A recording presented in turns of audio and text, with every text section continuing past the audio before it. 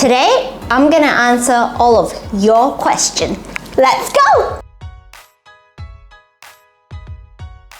Hi everyone, I'm Melanie the Physio, also the co-founder of Capital Physiotherapy here in Australia. So a few weeks ago, I posted on my social media asking you guys what are some of the questions that you would like to ask me, anything about me or anything related to physiotherapist. So today, I'm gonna try to answer all of your questions. So I'll start off with comments from the YouTube community channel itself. This person, she was asking, she loved my video, thank you very much.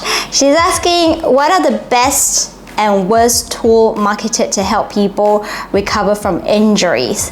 So, best and worst tool,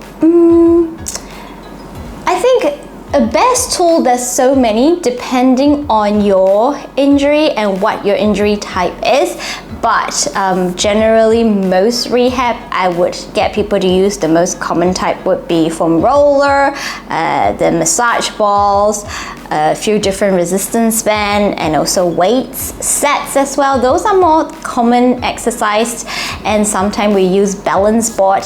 Again, it all depends on what exactly your injury is, and the equipment needed would be slightly different. Worst tool, I haven't met anything that's worse, but just really more ineffective tool that I've seen up in the market, where they say it's, for example, a neck massager, but the location of the tool is totally in the wrong position, so it doesn't do what it says it does, things like that. So I can't really comment on what the worst is, but I just know there are certain things that are just not effective.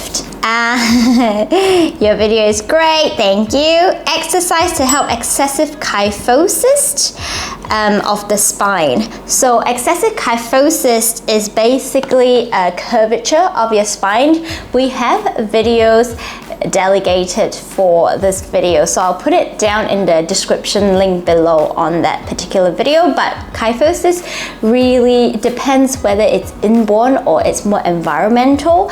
It can or cannot be fully fixed. A lot of the time with kyphosis, first thing is to foam roll your mid-back to get them a little bit more flexible and get them to arch the other way, and a lot of back exercise to get your back muscles like strengthen, to pull your chest open, and also to stretch out the front muscle as well. So if you have excessive curvature on your spine, over time the front muscle gets tight, so unless you start stretching them out, they would have this opposing force to pull you inwards. So you have to make sure you stretch them first before you strengthen your back muscles. Split stretches that are easier for knees. Doing lunges for hip flexor has a lot of pressure on your knee on the ground. So I get this question quite a fair bit. So if you are lunging and you feel it on your knee, or if you are kneeling on your knee on the yoga mat and you feel too much pressure on your knee, instead of focusing on your split, I would say focus on what's causing that pressure on your knee to begin with, because that's probably more important than getting your split right. Because if your knee is not taking pressure from just normal lunges, getting split is probably very difficult. So I would first look at what's causing the pressure on your knee first. Is it the actual knee joint that's causing the issue? Is there degeneration going on the knee joint, or is it just the surrounding muscles around the knee is getting tight? I would fix that problem first before I even start looking at achieving a split. Yeah. How can you fix a kinked neck? I just woke up in the morning and you got a kinked neck. So that's quite common that people wake up with a sore neck, and there is a specific term that we call, it's actually called wry neck. And again, I have a video about it. Now going through these questions, I realized there's probably going to be a lot of video that I've already made about all these questions, and just putting a card up at the top constantly probably is not the best for this video. So what I'll do is I'll put all the video that I think is useful for all these questions down in the description box below, so you can just click on them and watch them. Hopefully that will help you with your kinked neck. How about something neuromuscular tension for calf muscles? We just did that for nerve stretch not long ago. Literally, I think it was last week's video, so check them out. I have a question about lumbar disc herniation. Is there any exercise that you should or could do every day, like dead bugs? Is there any books that you recommend? I don't think there's any book in particular that I know of that talks about disc herniation. Maybe there is that I'm not aware of. Most of these kind of thing is more just textbook, but I think that the internet is probably have more information than reading textbook, which is most of the time quite out of date already. So the quickest way to get information these days is through internet. In this information era, there's no lack of information. It's just whether the information that you get is reliable or are they unreliable. That's all it is. Now, this herniation, there's plenty of exercise that you can do to help with this problem depending on which phase of the rehab you are at. If you're at the beginning phase where you're in a lot of pain, we generally do a lot of exercise that's more targeted to relieving your pain symptom first. And once your pain and your numbness or anything starts settling down, then we start moving on to strengthening. But strengthening, I would say the key for any sort of back rehab strengthening is to strengthen your back muscles, your front muscles, the core muscles, your inner thigh, and your hip muscles. All these muscles are needed to help give you a very stable back. We actually have a whole playlist based on lower back pain, so I highly recommend you check them out to have all the exercise that you need to start rehabbing your disc herniation.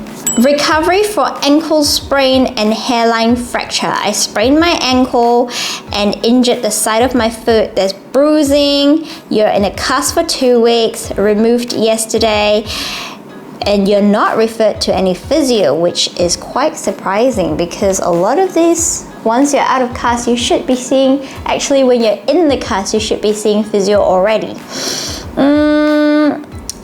Yeah, okay, this is very specific injury and very specific question. So if you can find a local physio, I would say definitely get to them as soon as possible because you're already 2 weeks late from your rehab. You should have seen the physio the first day you're out of your injury. With or without the cast, we could have seen you already to get you some strengthening going, get you some range of motion going so that you don't lose all the muscle mass that you have. Hairline fracture and also ligaments injury. It depends on what phase you are at. All this is quite specific, and unless we really assess you at the stage that you're at, it's very hard to give you exercise that's appropriate for you. So the best thing I would say is to find a local physio that can assess your injury right now and see what exercise best suits you. It just depends. Depends how well the fracture has healed, we might start weight-bearing exercise. Depend how much the ligaments have healed, we might start giving range of motion exercise. We'll do some soft tissue work to start fixing the range discrepancy first, which means the lack of range. Because if you're in a cast for 2 weeks, your ankle wouldn't be as mobile as the other side. So we'll try to fix that first before we do any form of strengthening. And a lot of these would need hands-on treatment. If he has flat feet, would I recommend him squatting bare feet or squatting with a lifted shoes with 1 to 3 inches high?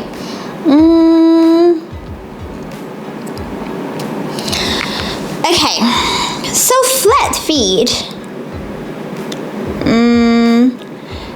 Flat feet, most of the time you are born with flat feet, so it's not something that we can change.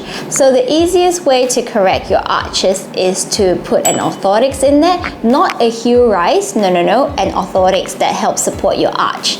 So if you can correct the arch, it would actually help the whole biomechanics of your legs to work a little bit better. But having said that, we have a lot of flat feet people. If they have strong enough hips, if they have strong enough external rotation of the hip and knee strength, they don't actually need a foot arch. If they have good enough foot control, they can easily do anything without an extra arch support there. So again, it depends what level of strength you have on your other area of your lower leg. If you want, the simplest answer is to get a foot arch to help correct the arch, and that would help your movement of your lower back, like movement of your whole biomechanics of your leg a little bit better. We have a lot of video on flat foot and ankle strengthening, so check out the playlist and there will be plenty of exercise that can help you with that. Your knee makes crackling noise when you go up and down the stairs. You do a lot of running, jumping. They don't hurt, but do feel weak when putting weight on them. Is it reversible? So this is quite a common question that I get, that your knee is popping, your knee is crackling. Now, knee crackling is what we call crepitus. So that means it's a wearing out of your knee joint itself. So the fragment of your cartilage is floating around your knee joint, and that's probably what caused the crepitus sensation. It can come with or without pain depending how much you're wearing out your knee joint. So is it reversible? You can clean out your knee with a surgical intervention. It's what we call knee arthroscope, and the surgeon will go in and it's almost like a vacuum suck. They will just clean up the whole place so there's no fragments of cartilage left in the knee joint, and then the crackling will be gone. But it doesn't actually fix the degeneration or the wear and tear that have already happened. So the best way to fix this, if it's not painful, I would say just leave it until eventually, if it causes you too much grief, then you can probably have a clean out of your knee. Otherwise, just strengthen your knee. Everything, your quads, your hamstring, your glutes, your calf, everything. Try to strengthen that entire leg as much as possible to slow down the process of the wear and tear of your knee. Asking about some stretches for pre and post strengthening exercise. So this is a very good question. What kind of stretching you should do? Now, you should never do static stretch before any workout. You should always do static stretches. Static stretches means you're holding the stretch, yeah?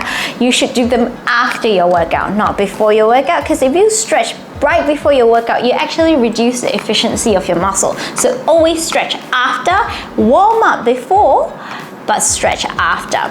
So stretching after, it really depends on what session or what kind of weight training session you have that day. Is it your chest day? Is it your back day? Is it your legs day? Is it your arms day? So it depends on what you worked on. You just want to stretch those muscles that you're working on for that particular day. And she is saying that she don't have a rotator cuff after an MRI scan, which is great. You don't want a rotator cuff, but you still have shoulder pain when you lift up your arms, and you're saying how long would the therapy takes for you to fully recover, and how can you avoid surgery? So if the MRI doesn't show any rotator cuff, what else? I just need to know more information, like what else does it show? Because you can't have shoulder pain just from nothing. You know, something must be going on in the joint that's causing pain when you lift up your arms, yeah? So do you have adhesive capsulitis, which means frozen shoulder? Do you have degeneration on your shoulder joint? Do you have degeneration on your maybe not just shoulder joint, we have an AC joint, like your collarbone. Is it degenerating because your collarbone works together with your shoulder? So I just need a little bit more information on your MRI scan before I can answer this question a little bit more specifically to you. But how long does a rehab take? It depends on how bad the problem is. Everybody always wants the magic answer that I can give a direct answer, but rehab doesn't work that way. Rehab is very individualized, so there is no way I can tell you roughly how long your problem is going to take unless I see you a few times, and unless I see how your body reacts to the rehab process. I can't actually tell you how long it's going to take for your rehab to work. And I also need to know whether your therapist is doing What is your therapist doing with you so far? Have you seen improvement with the therapist or not? If not, it's probably the wrong approach, and you probably have to change approach and see some improvement there. So I can't answer that question unless I have a little bit more information, unfortunately. But your shoulder or any parts of your body wouldn't cause pain for no reason. So we just need to find out what is the root cause of your problem first for you to have the appropriate rehab, for us to have like a rough prognosis on how long it's going to take to rehab that problem. What I want to see from that question, it seems like you have the assumption that shoulder pain is always equivalent to rotator cuff. That is absolutely not the case. It's very common for people to have shoulder pain and have rotator cuff injury, but shoulder pain can be because of so many things, and a lot of the time it's just that your shoulder blade is not moving in synchronized with your shoulder joint itself. So if you fix that, if you fix any tightness around it that's stopping the synchronization of the movement, if you strengthen the muscle so that you improve the synchrony of the movement, generally that would then stop your shoulder pain. Okay, so that's all the question we have from the YouTube community chat itself. So let's now move on to my Instagram question. Do you have any advice for young folks like me that have arthritis from sports injury? I have a couple of ACL repair and meniscus tear over the years and looking for how to keep my knees strong for the coming years That is a very good question. That is a very, very good question. We see a lot of sports people that have all forms of injury when they're playing their sports, and they are fairly young most of the time. And how do you make sure that you keep your joint fit or as fit as possible to avoid long-term pain when you get older? So depends. Multiple ACL and meniscus injury, have you rehabbed them fully during your post-operation, or do you even have operation on your ACL? So it just depends. At the point where you have injury, did you fully complete your rehab or did you not rehab at all? Because that makes a huge difference for long-term prognosis. If you have properly rehabbed it and you still have a few niggling pain or you still can't quite get the full range, then I say don't force into the full range. You probably can't get the full range anymore, unfortunately, but the range that you do have, try to keep them as strong as possible. So do a lot of weight exercise for your legs, a lot of weighted squat, lunges, any hip strengthening, anything that you can do to strengthen that entire leg, the better it is. Try to avoid high impact exercise if you already have so much injury, such as running, jumping, burpees, any kind of exercise like this is probably not ideal for you to do, and you should really start avoiding them for the health of your knee joint if you want to sustain as less of an impact as you can to help you keep the knee as healthy as possible as you age. Yeah. So just no high impact exercise if you can avoid, and also depends, are you still playing the sports that you're playing right now? A lot of people that I know that are sports people, like basketball players or anything like that, even though they have multiple injury, they will still continue to play basketball.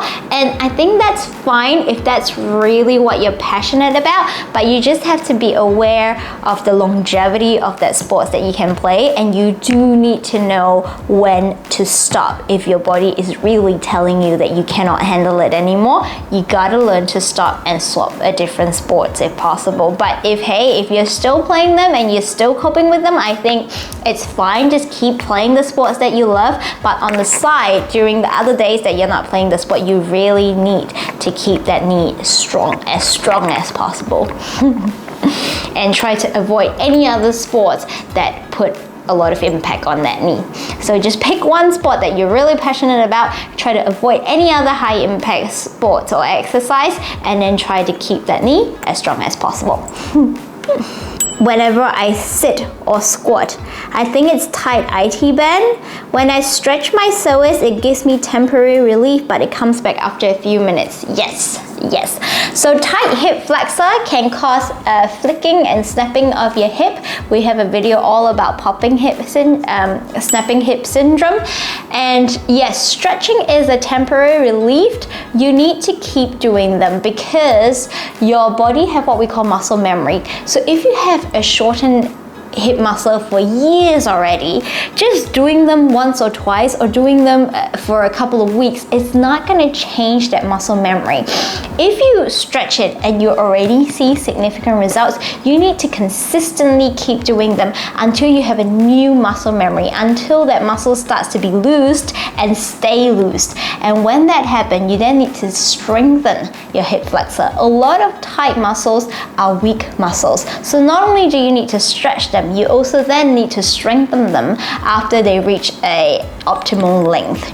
He had wrist pain and the MRI has cleared everything, nothing is wrong, and generally there's no problem with the wrist, and it's only painful when he bend it and when he apply force on it. And that's actually a very good question because it's so common that people, when they're doing planks or when they're doing yoga where their wrists have their whole body weight, they actually have wrist pain, but when they scan it and when we test it, there's actually nothing wrong with it.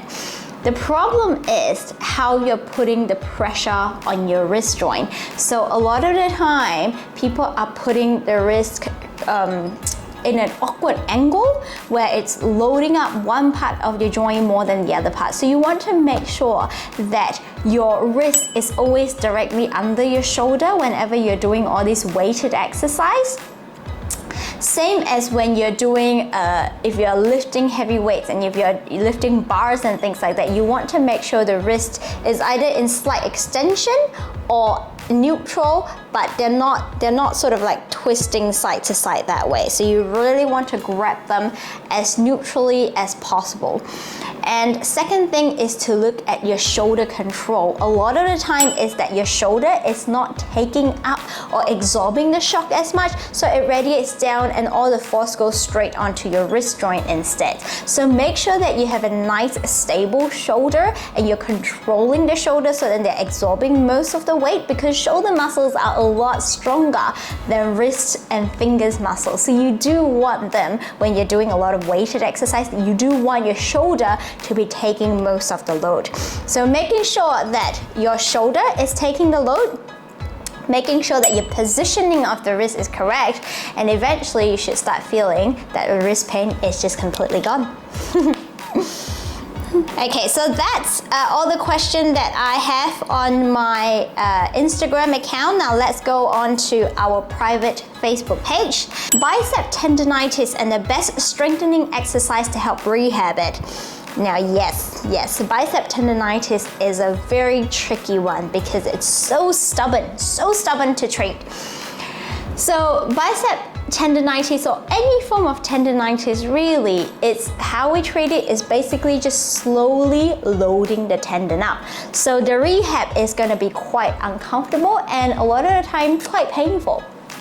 But the whole point is how we rehab any tendon injury is to slowly load them up with what they're supposed to be doing, both concentrically, which means you activate your muscle while you're shortening the muscle, and both eccentrically, that means you are contracting the muscle while the muscle is slowly lengthening. So these two have to be really, really strong, and depends on what stage you're at. You just want to do what you're capable of with a little bit of irritation, and you do that enough until you feel that, okay, this exercise is getting manageable. There will never be a point that you feel that, okay, this exercise is easy. As long as they're not as painful and they're more manageable, you can progress them to a heavier weight already. And you slowly keep progressing them, because the goal for any tendonitis or any tendon injury is we want to load them up. And in the beginning, for example, 2 kg might be painful for you, and you keep doing 2 kg to the point that 2 kg is manageable. We pump it up to 3 kg, 4 kg, 5 kg. So by the time that you hit 5 kg might be, when you're doing 5 kg with your bicep tendon, it might be painful, it might be uncomfortable, but then when you're at that stage, doing 2 kg wouldn't be painful anymore. So that's how tendon rehab is, that we keep slowly increasing the load at your maximum capacity at that point, so that we keep pushing your limit higher and higher to the point that the higher limit will always be uncomfortable, but then when you come back to those lower limits and lower weights, they wouldn't be painful anymore. So that's how you treat bicep tendonitis. Not sure whether I have insertional Achilles tendonitis or Achilles bursitis. What are the difference? The difference is basically it's a different problem altogether. So Achilles tendonitis is where the Achilles tendon itself, Achilles is basically your calf muscle. So your calf muscle tendon itself is injured. Whereas Achilles bursitis is actually a fluid sac that sits between, so I'll show you a picture somewhere around here. So basically you have your Achilles tendon, and then you have what we call a bursa, which is basically like a fluid sac that just sits behind your tendon, and then it's your bone, yeah? So that bursa is to help reduce friction when you're moving your tendon and they're gliding and moving, that they're not creating too much friction on your bone. So bursa is to help reduce the friction between one structure to another structure. So Achilles bursitis means that there's nothing wrong with your Achilles tendon, there's nothing wrong with your bone, but it's the bursa itself that's getting inflamed, and it might be just because you irritate it too much that it stops swelling. So the pain symptoms is very similar. They present the same way. Like when you do calf raises, it hurts. When you stretch them, it hurts. When you go up and down the stairs, it hurts. So the symptom for Achilles tendonitis and Achilles bursitis are very similar. If it's very inflamed for both of them, we always start off with anti-inflammatory. If something is swollen, doesn't matter whether it's the tendon that's swollen or the bursa that's tendon, we need to settle the swelling first of all. So anti-inflammatory and icing and resting and elevating, all these rise initial part, it's always the same. And then once the inflammation settled down, then we're gonna have a look at what are your range, what are your strength, what you can and can't do, and then from there we try to rehab your calf strength again, your ankle range again, slowly trying to push your limit every time we see a client with this sort of problem. To get your ankle a little bit more mobile, to get your ankle a little bit more control, to get your ankle a little bit stronger. Yeah, so rehab wise, it's very similar. I won't say I treat tendonitis especially different from people with bursitis. The exercise would be very similar, but how quickly or how slow we progress might just be a little bit different depending on what problem it is. So that's it. So the time frame was slightly bit different, but the exercise given would almost be identical. So with that, I think I've answered most of your questions. I hope you enjoyed this video. I love doing this question and answer session. If you guys like it, make sure you give me a like and subscribe down to the channel below, but I'm sure that you guys who have asked me the questions has already subscribed to this channel, so thank you very much, and I will see you guys in the next video. Until then, stay safe, happy and healthy. See ya!